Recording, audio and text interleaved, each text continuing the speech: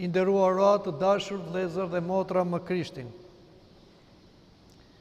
Jemi në të dielën e 4 të Mateut dhe Kisha Ortodokse në këtë ditë na afron lexojmë nga një pjesë nga Ungjilli sipas Mateut, ku na tregohet se si një kryeqindës romak vajti te Krishti dhe kërkoi mëshirën e Krishtit, shërimin e Krishtit për shërbëtorin e tij. Dhe ja konkretisht çfarë na thuhet. Kur Jesu i hyri në Kapernaum, ju ofrua një centurion dhe ju lut: "O Zot, shërbëtori im ri në shtëpi i paralizuar dhe vuan shumë." Jesu i tha: "Unë do të vi dhe do ta shëroj." Centurioni u përgjigj: "O Zot, unë nuk jam i denjë që të hysh në çatin time, por thuaj vetëm një fjalë dhe shërbëtori im do të shërohet. Sepse unë jam një njeri në pushtet dhe kam ushtar në urdhrin tim. I them njerit shko dhe ai shkon, tjetrit eja dhe ai vjen, dhe shërbëtorit tim bëje këtë dhe ai e bën."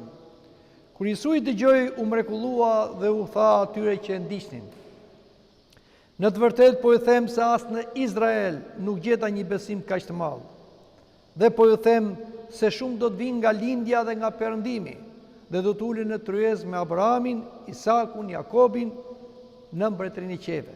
Ndërsa bijtë e mbretërisë do të jenë në errësirën e jashtme, aty do të jetë vajtim dhe kërcëllit dhëmbësh." Pastaj Jesu i tha centurionit: "Shko, tu bëv sipas besimit tënd", dhe në çast shërbëtori u shërua. Pra, shikojmë një gjë të pazakontë për kohën e atërshme dhe për kohën e sotme. Një centurion, një ushtarak romak pagan, i cili komandonte 100 ushtar, prandaj dhe quhet centurion, kishte një problem, jo me veten e tij, me shërbëtorin e tij. Do dim se në atë kohë, por edhe në këtë kohë, pavarësisht se skllavëria nuk është më e ligjëruar, prap njerëzit i shikojnë shërbëtorë si të pavlerë, i shikojnë si sende, si objekte për punët e tyre. Por ky centurion e shikonte shërbëtorin e tij si një njeri të barabartë me veten. Prandaj, i mbushur me dëmshuri njerëzore, ky centurion, edhe pse pagan, pa ligjin e shkruar, por duke pasur ligjin natyror në zemër, ai kërkoi ndihmë. Kërkoi ndihmën e Krishtit.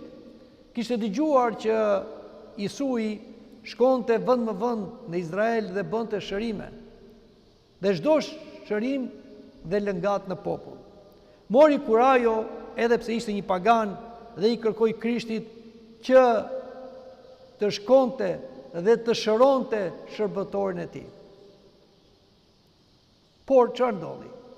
Krishti mbasi dëgjoi, menjëherë tha: "Do të vi." Shikoni se Krishti, edhe pse ishte judenj dhe judenjtë e kishin të ndaluar të bisedonin me paganët, prap shikoni që Krishti nuk e shikon njeriu as nga gjenealogjia, as nga feja, po e shikon nga dashuria. Është shumë e rëndësishme kjo, të dashur të krishterë, sepse shpeshherë neve krijojmë disa gardhe vetes tonë, disa izolime. Ne e shikojmë veten thjesht nga gjenealogjia, nga tradita familjare, edhe nga feja, dhe të tjerët i përbuzim. Nuk kemi komunikim me ta. I shikojmë të dorës së dytë ose të pavlerë. Po Krishti na mësoi diçka tjetër. Njeriu, kushdo që të jetë, është ikonë e Perëndisë. Dhe njeriu meriton respekt, meriton dëmshuri, meriton dashuri. Njeriu, jo kafsha, sepse fatkeqësisht sot njerëzit tregojnë më shumë për kujdesje, për dëllim, kujdes për kafshën se sa për njeriu. Dhe kështu tregojnë se janë njerëz human. Jo, human do të thotë të kujdesesh për njeriu, të parë. Dhe njeriu ta duash. Për kafshën thjesht të përkujdesesh.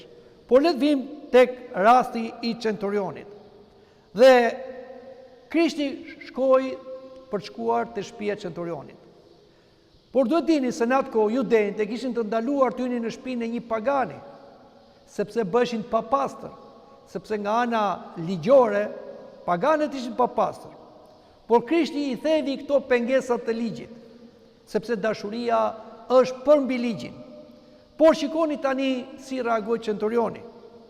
I tha, unë nuk jam i denjë të më hysh në shtëpinë time, sepse unë jam i pagan, jam një njeri papastër. Por thua një fjalë dhe shërbëtori im do shërohet.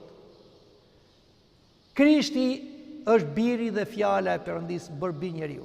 Por judejt kujtoni se ai ishte thjesht një profet e ndacak, pak e besonin, shumica e stigmatizonin dhe e mohonin. Por ja që u gjen një centurion, një pagan, një romak, që e besoi Krishtin realisht, që ai ishte biri dhe fjala, që ai thjesht me fjalën kishte krijuar gjithë universin, kishte krijuar njeriu, dhe po ai me fjalën bante të gjitha, dhe po me anë të fjalës, ai shëron çdo sëmundje dhe lëngat në popull. Kjo është shumë e rëndësishme dashur krishterë, sepse edhe pse kanë kaluar shekuj, pak njerëz e besojnë fuqinë e fjalës së Zotit. Shumë njerëz duan të shohin, duan të prekin, pa të besojnë. Dhe nuk mbështeten tek fjala e Zotit. Fjala e Zotit bëhet, fjala e Zotit shëron, fjala e Zotit ngjall, por neve nuk besojnë. Prandaj dhe kisha mbështetet në fjalën e Zotit. Fjalën e Zotit e ka në altar, fjalën e Zotit e predikon, me fjalën e Zotit shëron. Dhe atëre Krishti kur dëgjoi këtë fjalë të centurionit, u çudit. As në Izrael tha, nuk kanë parë besim si ky njeri.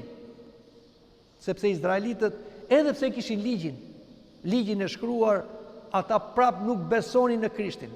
Edhe pse kishte thënë ai shumë fjalë dhe kishte bërë ai shumë mrekulli.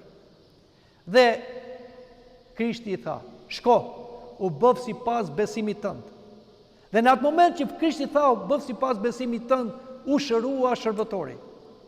Por Krishti tha dhe disa fjalë tjera që janë shumë të rëndësishme. Dhe po ju them, shumë do vinë nga lindja dhe nga perëndimi dhe do t'ulin në tryezë me Abrahamin, Isakun dhe Jakobin në mbretërinë e qiejve, ndërsa bitë e mbretërisë do t'i dhe në errësirë jashtë, atje do t'jetë vajtim dhe kërcëritje dhëmbësh. Çfarë po thoshte Krishti? Judejt të cilët ju dha të para mundësia për t'u bekuar nga Krishti, për t'u ndriçuar dhe për të shëruar nga Krishti, e mohuan Krishtin. Por bekimi i Zotit nuk shkoi kot. Ai vajti tek kombet. Nga lindja në perëndim erdhën njerëz që nuk e besonin fare perëndin e Izraelit, perëndin e vërtet. Por ata e besuan Krishtin, e pranuan Krishtin, u pagëzuan dhe u bën bitë e Perëndis dhe krijuan popullin e Zotit, popullin e krishterë. Edhe neve këtu në këtë kishë jemi nga vende të ndryshme, nga lindja, nga perëndimi dhe vin këtu sepse ne jemi të bashkuar në Krishtin, jemi populli i Krishtit. Por judejt u përzun, dhe ata duke mohuar Krishtin, mohuar mbretërinë dhe mbetën jashtë. Ku? Në ferr, atje ku ka qarje dhe kërcëllitje dhëmbësh. Çfarë është qarja dhe kërcëllitje dhëmbësh? Është një breng e përjetshme që i ri kundra Perëndis dhe një zëmërim, një inat kundra Zotit. Por dhe diçka tjetër.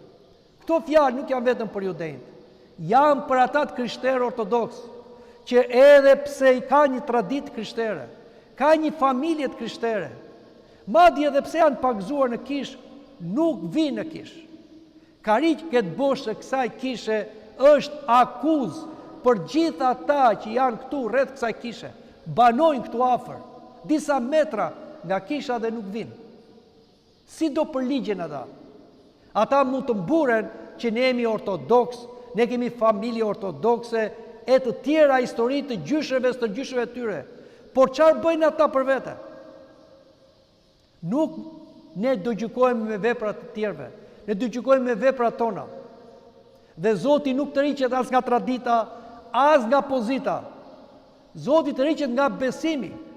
Besimi është personal. Dhe do ndodhi çudia. Dhe kjo çudi përsëritet gjithmonë.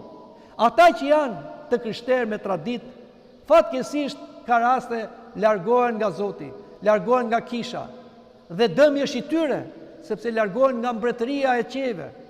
Dhe kush vjen në kish?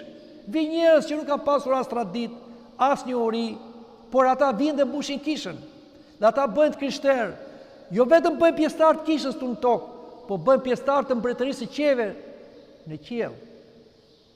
Dhe do ndodhi një çudi në parajs. Kur ne të shkojmë të gjykojmë nga Zoti, do ndodhi kjo çudia. Ata që njerëz që ne mendonim se do ishin parajs, ndoshta nuk do jenë. Dhe ata që mendonim se nuk do ishin parajs, do jenë, sepse do shpëtojnë nga besimi. Prandaj të dashur të krishterë, këto fjalë që dëgjuam sot nuk janë një histori e thënë disa shekuj përpara. Janë ngjarje që përsëriten çdo herë. Neve duhet të ngjajmë centurionit. Nuk do të shikojmë pozit, as status, po të jemi qenie humane me këmbë në tokë. Nuk do ta shikojmë njeriu si objekt, por subjekt, ikone e Perëndis. Edhe pse mund të jetë njeri i thjeshtë. Dhe duhet të tregojmë dashurinë ndaj çdo njeriu, dhe sidomos ndaj atyre që kemi afër. Dhe ku nuk i ndihmojmë dot, t'i çojmë te Krishti, sepse Krishti dhe kisha shëron çdo sëmundje dhe lëngat. Dhe tjetër është mos mburremi me tradita me emër, por të jetojmë besimin në jetën tonë, sepse ndryshe do privohemi. Edhe në këtë jetë nga bekimi i Zotit, nga shërimi i Zotit, por mbi të gjitha do privohemi nga jeta e përjetshme, që do ta fitojnë ata që me besim, me përmirësi kërkojnë mëshirë nga Zoti për vete dhe të afërmin. Amin.